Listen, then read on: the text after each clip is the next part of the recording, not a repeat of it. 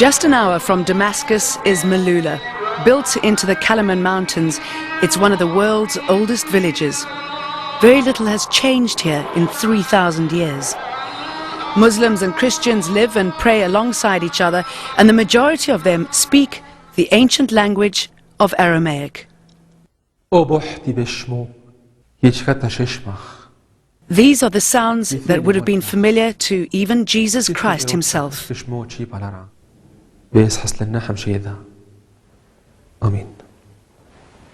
This is one of the things that puts us in connection with Jesus. It's beautiful to hear the same language that Jesus spoke, in fact, in the past.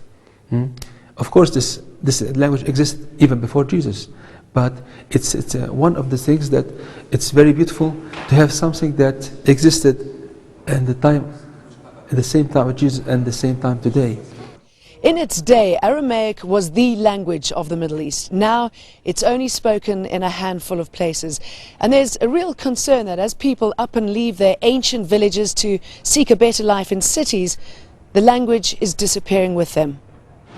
It's unclear why Western Aramaic survived here, but it's thought this remote location isolated the villagers from the spread of the relatively newer Arabic. If Aramaic dies, the fear here is that Malula will lose one of its biggest draws. It's really important for us to protect this valuable and ancient culture, since it's the treasure that our ancestors left us with. Our children have to learn that.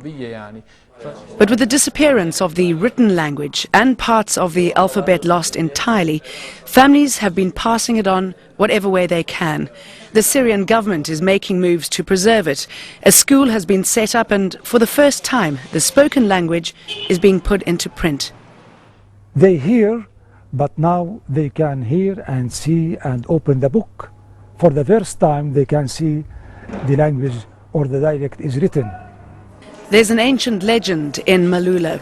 A young girl being pursued by soldiers who want to persecute her for her faith was saved after God split the mountain for her to pass through.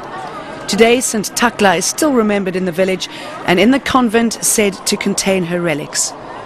Residents hope it'll take something a little less miraculous to save their language. Jane Dutton, Al Jazeera, Malula, Syria.